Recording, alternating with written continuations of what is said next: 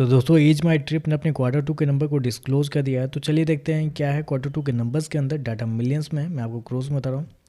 तो देखिए पिछले क्वार्टर में कंपनी 113 करोड़ का रेवेन्यू जनरेट की थी ऑपरेशन के थ्रू, पिछले साल 144 करोड़ के आसपास।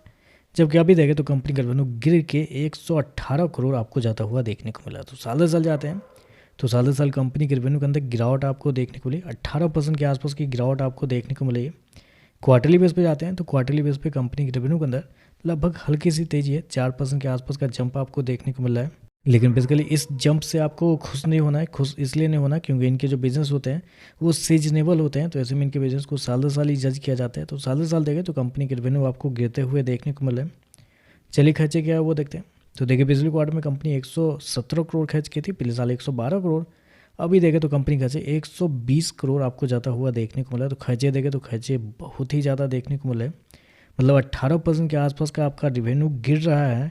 तो खर्चे कम से कम थोड़ा भी तो कम कर दीजिए।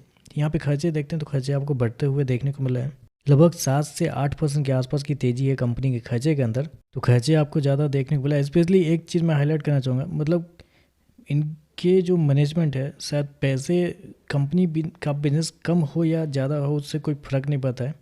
कंपनी का एम्प्लॉय बेनिफिट देखें, एम्प्लॉय बेनिफिट 25 करोड़ से बढ़ के 31 करोड़ आपको जाता हुआ देखने को मिला है। क्वार्टरली बेस पे भी 31 करोड़ है। तो आप कर सकते हैं कंपनी का रेवेन्यू गिर रहा है साल दर साल, लेकिन कंपनी के एम्प्लॉय बेनिफिट आपको बढ़ते हुए देखने को मिला है। चलिए कंपनी का प्रॉफिट क्या निकलता है वो देखते हैं। तो देखिए पिछले क्वार्टर की बात करते हैं तो पिछले क्वार्टर में कंपनी लगभग 44 लाख के आसपास के प्रॉफिट में थी।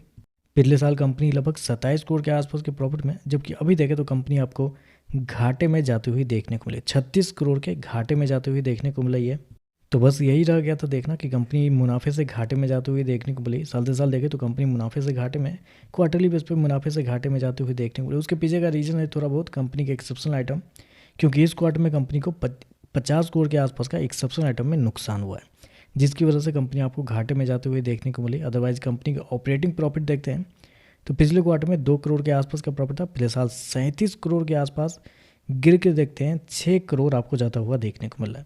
तो यहाँ पे देखें तो एक बड़ी गिरावट आपको देखने में लगभग 82% के आसपास की गिरावट देखने को मिल रही है।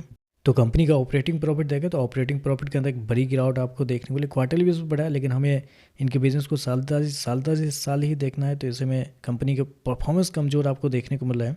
ईपीएस की बात करते हैं तो देखिए पिछले क्वार्टर में जीरो पैसे का ईपीएस था, पिछले साल 7 पैसे का ईपीएस। अभी देखें तो गिर के 5 पैसे का आपको देखने को मिल रहा है।